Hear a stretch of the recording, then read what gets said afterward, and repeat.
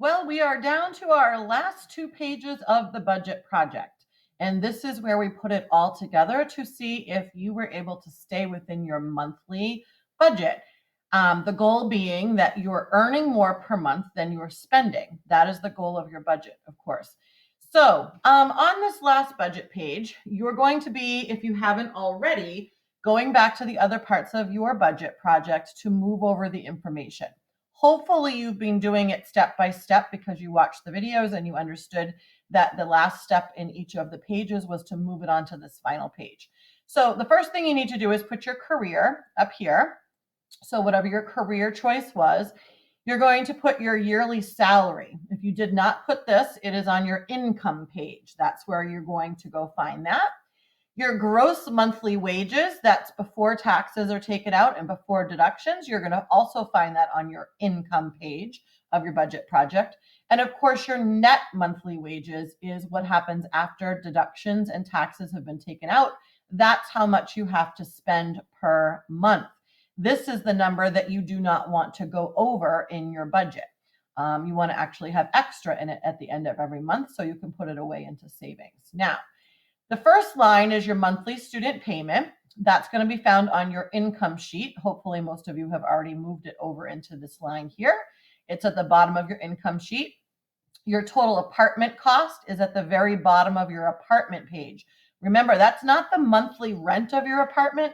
That's the monthly rent plus utilities, plus your apartment insurance, things like that. Everything that's on that page, you should have added up and totaled up at the bottom for your total monthly apartment cost. Your total car cost is not just the amount that you pay for your car loan every month, but it would be for the total cost of your car loan plus your insurance plus your gas plus money for oil changes and things like that. It would be at the bottom of your car page. Your total groceries list, remember that you went and made a groceries list based on your weekly menu. So your groceries list would have been multiplied by 4. So at the bottom of your groceries page, hopefully you already moved that over, but every week that you go shopping, that's 4 weeks in a month. So that should be multiplied times 4 to go into this area here for your food, for groceries. Your entertainment budget. That is something that's really negotiable depending on how much you make for a salary. But you basically determine how many times you're going to do something that costs money every week, multiply that by 4 weeks in a month, and you'll get your total monthly entertainment costs. It is an area that you can save money in, but if you're a person that knows you like to go out to the movies a lot, or if you like to go roller skating, if you like to go out and do paintball or any kinds of activities that cost money, rock climbing, then you're going to need to account that in your monthly budget. You can have as little as no monthly budget for entertainment because you know you can't afford it, so you're going to just not put it there. Most people like to do at least one thing per month to do for entertainment, so you may want to put just based on what you would like to do per month. Monthly eating out, that is also something that is cut outable when you don't have enough money in your budget. You're going to have to determine how many times per week you would go to a restaurant or how many times per month you would go to a restaurant and put that total here. So if you're going to go out once a week, you would multiply that by 4 weeks for the month and you'd have a total cost here based from your eating out page. Clothing expenses, that's another thing. You're going to need to determine how many outfits would you think you would buy a month. So you may have some outfits, but over time you need to replace your outfits as they wear out. This is an adult, so you won't really grow out of your outfit so much, but you do need to account for every month saying, okay, well, how much do I spend on clothing per month? Would I buy 1 outfit a month? Would I buy 2 outfits a month? And then you would calculate that total here. Savings for electronics and furniture. That's something that once you have it, you don't necessarily need to buy it. But at the beginning of your life in your own apartment, you're going to want some things to sit on, sleep on, and all of that. Let's say you put $100 a month away.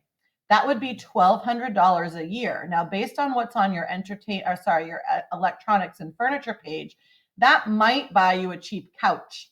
So if you're only going to buy one piece of furniture a year, then $100 a month would be enough. But if you need to buy more, if you need to get all sorts of furniture, then you're going to need to up this amount here as well. So determine an amount that you want to put aside a month, every month to go towards furniture and electronics. Your monthly cell phone expenses would go here from your cell phone page. Total pet. Now that page was optional. So if you did the pet page, you should have a total for the amount that you had based on a small animal or a month, or a cat or a dog. It's $50 at least per month for a cat, including the food and the litter, veterinarian expenses, things like that. And it's at least $150 a month for a dog, including food and all of the things. The more that you obviously buy for your pet, this can be a little bit negotiable. Like some people take their pet to doggy daycare, or they have someone walk their dog, or they have lots of toys for their dog, things like that. So if you did the pet page, you would put your total here. Vacations page was also optional, but depending on how often you want to travel when you get older and you go out to move out on your own, let's say you put $200 a month aside and you put $200 right here. That would give you a savings of about $2,400 per year.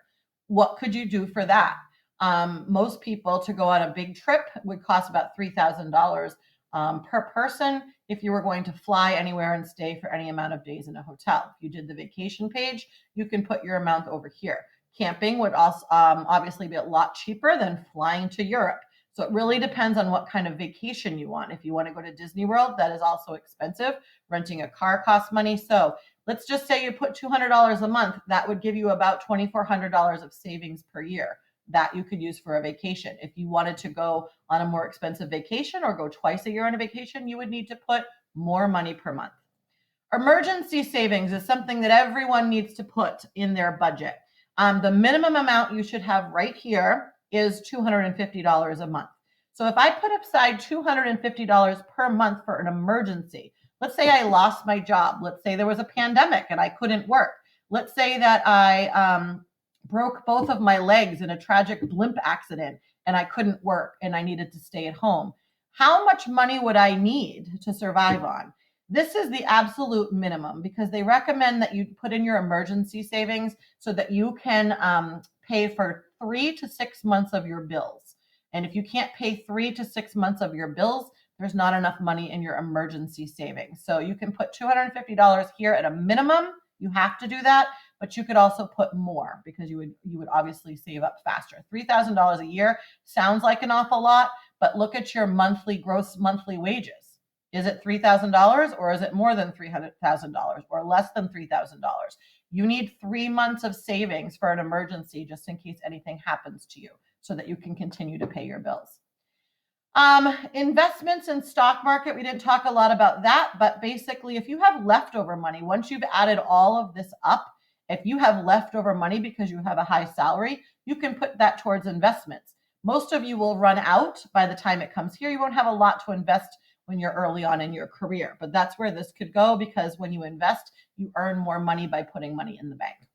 And your retirement and health insurance, those are big costs that come out of monthly, but we also took that out in your income page. So it is already out of your pay because your monthly wages includes taking it out for retirement and health insurance. Perfect.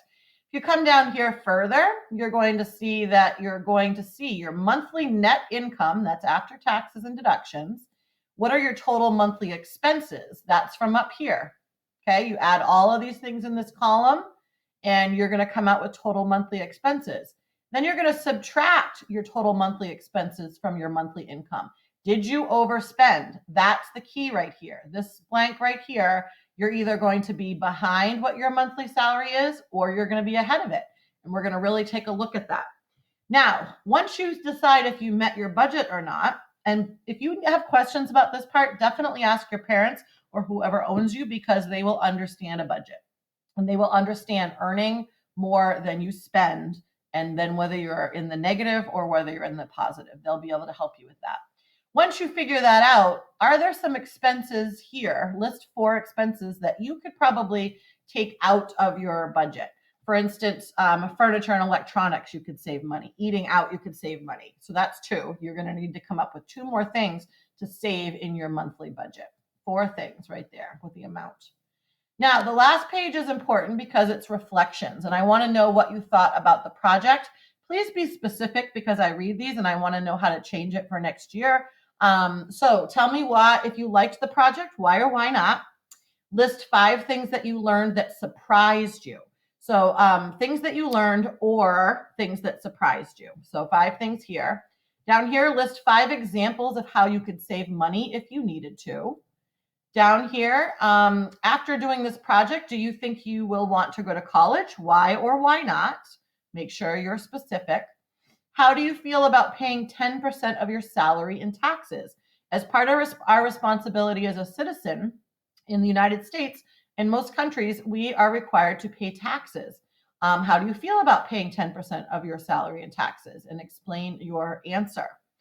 Do you think this activity will help you when it comes to go live out on your own? Why or why not? Spending time in 6th grade doing this, do you think that that was worthwhile to teach you about real life? Or do you not think it was worthwhile at all? Let me know. Do you think that this project should be done again next year with next year's students? Why or why not? And the last thing is do you think I need to change anything about this project? What would make it easier for you? Or what was missing if you saw something that was missing? Or do you think it needs to be changed because something wasn't helpful at all? Give me your thoughts there when you do this project, because I'll go back through and read it and redesign the project for next year. Okay, so this is the last 3 pages of your budget project. Don't forget to do all 3 pages, and don't forget to turn that in when you are done. You will be getting a grade on your final budget project pages. Okay? All right, congratulations. At the end of these 3 pages, you are officially done with your 6th grade budget project, and you are ready for moving out on your own and understanding how much it actually costs, and see if you can actually do it with the amount of salary that you chose for your career. Okay, thanks so much for doing this project, and I hope it was valuable for you, at least in a little way, that you learned something doing this project. Okay, thank you.